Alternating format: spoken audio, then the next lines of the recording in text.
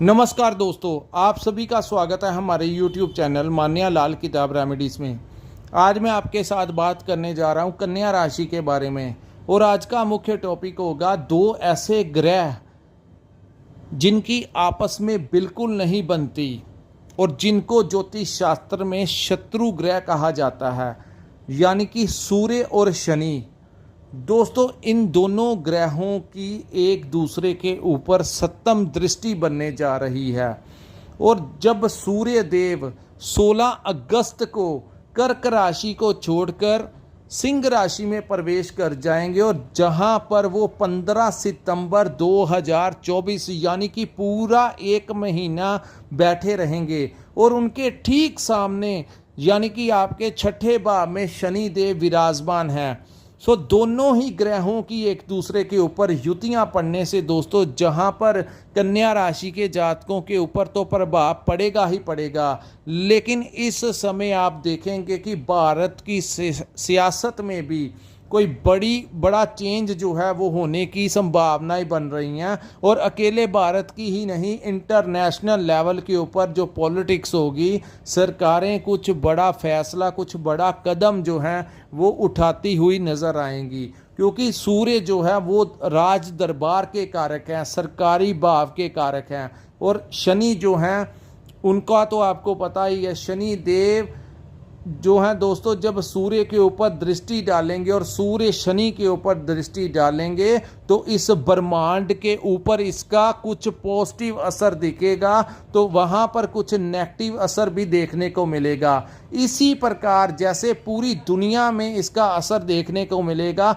हर एक राशि के ऊपर इसका प्रभाव देखने को मिलेगा, वहां पर आपकी राशि और आपकी जिंदगी के ऊपर भी इसका प्रभाव जो है वो देखने को मिलेगा। आज मैं आपको बताऊंगा कि कौन से रास्ते आपके लिए अच्छे रहेंगे, कौन से रास्ते आपके लिए खुलेंगे और किन रास्तों से अपने आप को बचाव करके जाना है। दोस्तों, समझने वाली बात है कि सूर्य देव जिनको ग्रहों का राजा कहा जाता है, अगर इनको ग्रहों का राजा ज्योतिष शास्त्र में कहा जाता है तो राजा कहने के पीछे कोई मायने होंगे। और वो मायने ये होते हैं कि जब भी सूर्य देव जहां पर भी वो बैठते हैं वहां पर वो सबसे ज़्यादा प्रभाव कुंडली में देते हैं।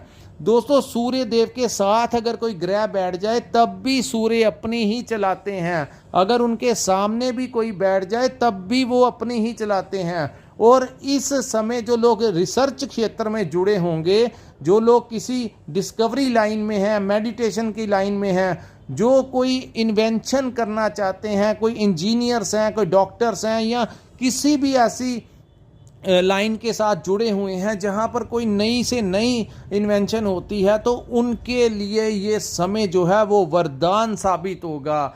कहने का मतलब कोई नई जानकारी जो इस ब्रह्मांड से, इस यूनिवर्स से निकल कर आपके दिमाग में आएगी और आप कोई अच्छा खासा इतिहास भी रच सकते हैं, वो लोगों के ऊपर ज़्यादा प्रभाव होगा जो इस लाइन के साथ जुड़े हुए हैं। यानी कि इंजीनियर्स हो गए, डॉक्टर्स हो गए, या कोई भी ऐसे लोग जो किसी रिसर्च लाइन के अंदर जुड़े हुए हैं, या वो लोग जो मेडिटेशन में हैं, या हीलिंग करवाते हैं, रैकी करवाते हैं, भक्ति वाली लाइन के साथ, तंत्र मंत्र की लाइन के साथ जुड़े हुए हैं, उनके लिए ये समय कुछ बहुत बड़ा करने वाला है। दोस्तों, अब मैं आपको बताऊंगा कि इन दोनों की सप्तम दृष्टि एक दूसरे के ऊपर पड़ने से आपको क्या लाभ होगा।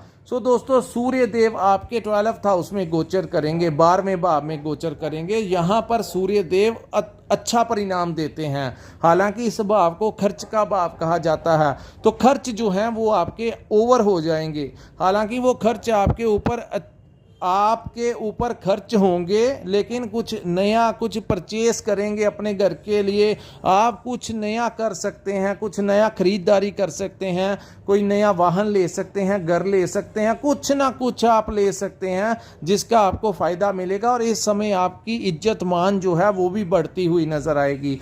दोस्तों, इसका ज़्यादा फ़ायदा इसलिए है क्योंकि सूर्य देव लगन के हिसाब से अपने ही घर में चले गए, यानी कि वो पंचम भाव जहाँ पर 5 नंबर लिखा है, ये सूर्य देव की अपनी राशि सिंह राशि में के अंदर आए हैं और दूसरी तरफ शनि देव भी अपनी कुंभ राशि में हैं। सो दोनों ही ग्रह जो हैं अपने अपने घरों के अंदर हैं, इसीलिए ये आपके लिए काफ़ी ज़्यादा जो है वो फ़ायदे वाला होगा। लेकिन कुछ चीज़ों में आपने अपना बचाव करके रखना है दोस्तों। ये भाव जो होता है वो ट्रैवलिंग का भाव होता है। इस भाव को हम इंपोर्ट और एक्सपोर्ट के काम से रिलेटेड कहा जाता है।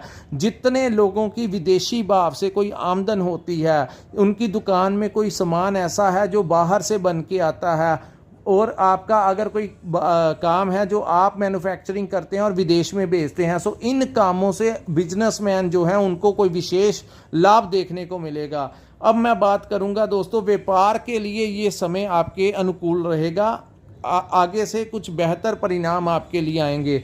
और दूसरी बात दोस्तों, इस जब सूर्य देव इस भाव में आते हैं तो आपकी इज्जत मान भी, आपको अच्छी इज्जत मान की प्राप्ति होगी। यानी कि आप अगर सोशल लाइफ में हैं तो इस समय आपको कोई ऑनर, कहीं पर ऑनर हो सकते हैं। आप लोग किसी एनजीओ के साथ जुड़े हुए हैं या किसी राजनीतिक पार्टी में जुड़े हुए हैं, तो अगर तो आप किसी पॉलिटिक्स के साथ जुड़े हुए हैं तो कोई अच्छा डेजिग्नेशन इस समय कन्या राशि के जातकों को मिल सकता है। और दूसरी बात, आप लोगों को यहाँ पर अगर एनजीओ के साथ जुड़े हुए हैं तो आपको अपने काम से कोई अच्छी पहचान बन सकती है। आपकी समाज में आपकी एक इज्जत जो होगी वो बढ़ती हुई नज़र आ रही है।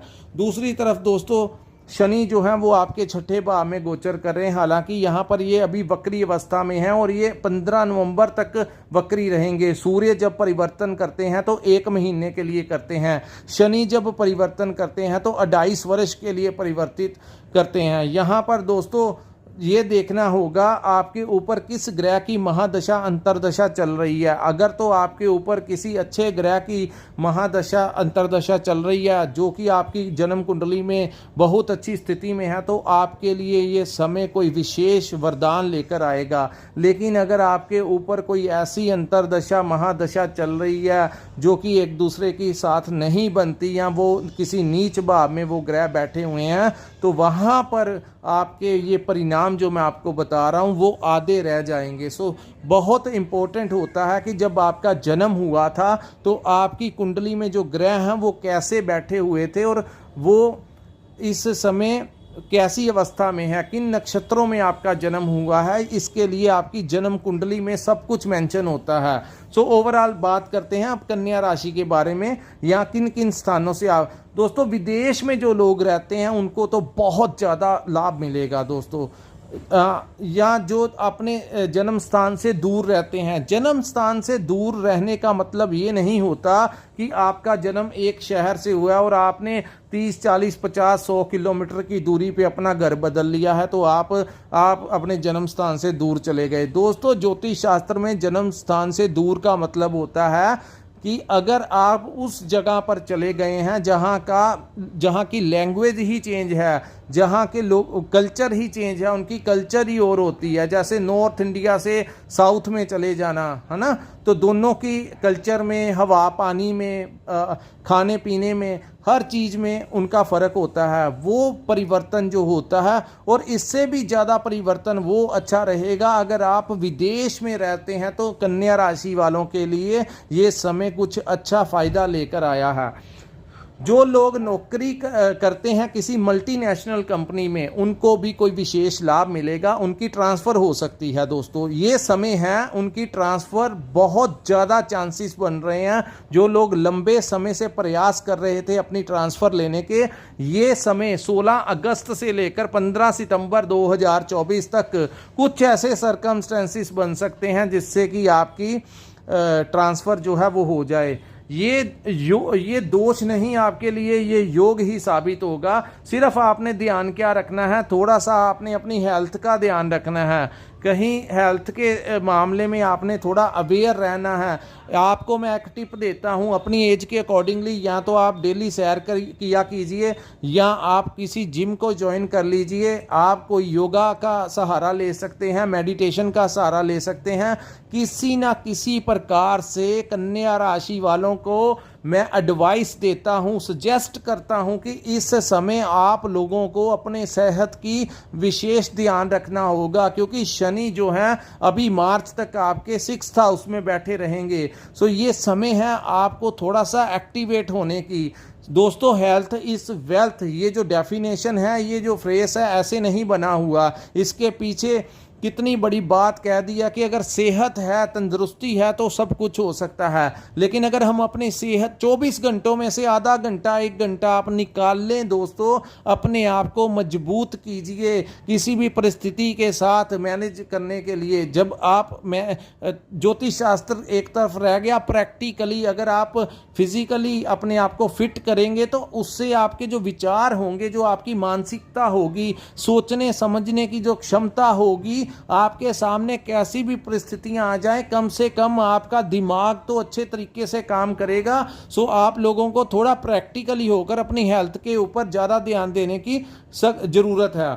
अब मैं बताऊंगा दोस्तों, यहाँ पर कुछ शत्रु जो हैं वो उत्पन्न हो सकते हैं, यानी कि कुछ ना कुछ शत्रु आपके, चाहे आप कहीं पर व्यापार करते हैं या आपके नौकरी करते हैं, वहाँ पर आपका डिपार्टमेंट है, तो कुछ ना कुछ शत्रु जो हैं वो उत्पन्न होंगे। लेकिन कुछ समय के बाद वो शत्रु जो हैं वो खुद ही परास्त हो जाएंगे। लेकिन इस समय के अंदर वो शत्रु सिर उठा सकते हैं, ऐसी संभावनाएं कन्या राशि के ऊपर बन रही है। और वहीं जो लोग कोर्ट केस वगैरह के, जिनके ऊपर कोर्ट केस चल रहा है, कोई समन वगैरह है, तो वहाँ पर भी आपको अपने वकीलों से, किसी अच्छे वकील से सलाह लेकर चलना पड़ेगा। अगर कोई इस दौरान कोई आपका समन आता है तो ये 1 महीने जो टाइम मैंने बताया, 16 अगस्त से 15 सितंबर का जो समय होगा, उसमें अगर कोई आपका समन वगैरह आता है तो इससे पहले आप किसी अच्छे वकील से अच्छी तरह सलाह वगैरह कर लीजिए, क्योंकि वहाँ पर कुछ ना कुछ आपको डिस्टर्बेंस क्रिएट हो सकती है। खास करके उन लोगों के लिए कह रहा हूं जिनकी कुंडली में सूर्य की अवस्था खराब है, किसी नीच भाव में बैठे हैं, उनको यहाँ पर कोर्ट की तरफ से कोई प्रॉब्लम क्रिएट हो सकती है। अन्यथा अगर आपकी जन्म कुंडली में सूर्य बड़े मजबूत भाव में बैठे हैं तो वहाँ पर भी वो आपको कुछ ना कुछ अच्छा परिणाम ही देंगे। सो ये चीज़ें होंगी आपकी कुंडली में देखने के लिए कि आपकी, जब आपका जन्म हुआ था तो सूर्य किस भाव में बैठे थे और किस पोजीशन में, किस नक्षत्र में बैठे थे, ये आपके बर्थ चार्ट के अंदर मेंशन होगा। अब मैं आपको बताऊंगा कि आपने किन चीज़ों, इस समय आप अपनी सेविंग के ऊपर कंट्रोल करके रखना, क्योंकि खर्च जो है वो आपका बढ़ने वाला है। हो सकता है हेल्थ के ऊपर भी खर्च हो सकता है, किसी अच्छी कोई नया वाहन खरीद सकते हैं, कुछ इन्वेस्टमेंट कर सकते हैं, कुछ ना कुछ जो है खर्च जो है वो आपका बढ़ता हुआ नजर आएगा। और जिन लोगों ने लोन अप्लाई किया हुआ है, अपना बैंक से लोन अप्लाई किया हुआ है, उन लोगों को इस समय लोन मिलने की पूरी संभावनाएं जो हैं वो बन रही हैं। सो एक तरफ आपको ये बड़े फ़ायदे जो मैंने आपको गिना दिए, अब मैं आपको बताता हूँ कि आपने अपना अवॉइड क्या क्या करना है। दोस्तों, ये दोनों एक दूसरे के शत्रु ग्रह हैं। सो ज्योतिष शास्त्र के अनुसार सूर्य जो हैं वो पिता हैं और शनि उनके पुत्र हैं। तो यहाँ पर दोस्तों आपको अपने पिता के साथ संबंधों में थोड़ा सा मधुरता लेके आनी पड़ेगी। अगर परिवार में कोई बात होती है, कोई डिस्टर्ब होती है, पिता की कोई बात आपको अच्छी नहीं लगती, तो उनके साथ किसी भी प्रकार की बहस में मत जाना, अन्यथा वो सारा परिवार का माहौल जो है वो नेगेटिव हो जाएगा। और दूसरी बात, यही बात अगर आप अपने बच्चों के साथ भी किसी प्रकार की बहस में उनको डांटना नहीं, किसी भी प्रकार से आपने उनके साथ कठोर शब्दों का इस्तेमाल नहीं करना, अन्यथा वो सारी चीज़ें जो आपके साथ पॉजिटिव होने जा रही हैं वो इन्हीं चीज़ों में आप उलझ के रह जाएंगे। सो नकारात्मकता की तरफ नहीं बढ़ना, सकारात्मक पहलू जो पॉजिटिव होने वाला है उनकी तरफ आगे बढ़िए। ये समय कोई ना कोई आपको लाभ देने के लिए आया है। सो इस लाभ को आपको स्वीकार कर कर अपनी जिंदगी में आगे बढ़ना सीखिए। अगर आपने ये अपने परिवार की तरफ ज़्यादा ध्यान देकर फोकस सारे का सारा इन्हीं चीज़ों पे दे दिया कि पिता के साथ कैसे मैंने उनकी बातों का जवाब देना है, या अपने बच्चों को कैसे, हाँ अपने बच्चों का ध्यान रखिए, उनकी केयर कीजिए, उनके हेल्थ के बारे में थोड़ा सा अवेयर रहना और उनके ऊपर अपना एक आंख बनाए रखना कि कहीं वो किसी गलत संगत में ना चले जाएं। इन चीज़ों का आपने ध्यान रखना है, लेकिन किसी भी हालत में अपने बच्चों के साथ लड़ाई झगड़ा नहीं करना, वो आपके लिए वो स्ट्रेस का कारक बन सकता है। सो दोस्तों, ये था कन्या राशि वालों के ऊपर ये जो 16 अगस्त से लेकर 15 सितंबर 2024 तक सूर्य और शनि जो आमने सामने आएंगे, इसका कैसा प्रभाव जो है वो आपकी ज़िंदगी के ऊपर रहने वाला है। अगर आपको हमारा ये वीडियो अच्छा लगा हो तो कृपया इस वीडियो को लाइक कीजिए, हमारे चैनल को सब्सक्राइब कीजिए और दोस्तों नीचे कमेंट सेक्शन में कमेंट कर ज़रूर बताया कीजिए कि आपको ये हमारा वीडियो जो है वो कैसा लगा। जब आप हमें कमेंट करके बताते हो तो हमें एक इंस्पिरेशन मिलता है कि हम कन्या राशि वालों के लिए नई से नई जानकारी, नया से नया अपडेट लेकर आते रहें, क्योंकि बड़ी मेहनत के बाद हम आपके लिए वीडियो डालते हैं। और जिनके पास अपनी डेट ऑफ बर्थ और टाइम है वही लोग हमारे साथ संपर्क करना अपनी कुंडली का विश्लेषण करवाने के लिए, क्योंकि दोस्तों अगर आपके पास अपना सब ये टाइम होगा, डेट ऑफ बर्थ होगी, तभी तो हम आपकी कुंडली बना पाएंगे, तभी हम देख पाएंगे कि क्या कौन सी महादशा कौन सी अंतरदशा चल रही है, चंद्रमा कहाँ पर बैठे हैं, अन्य ग्रह कहाँ पर बैठे हैं, किस नक्षत्र में आपका जन्म हुआ।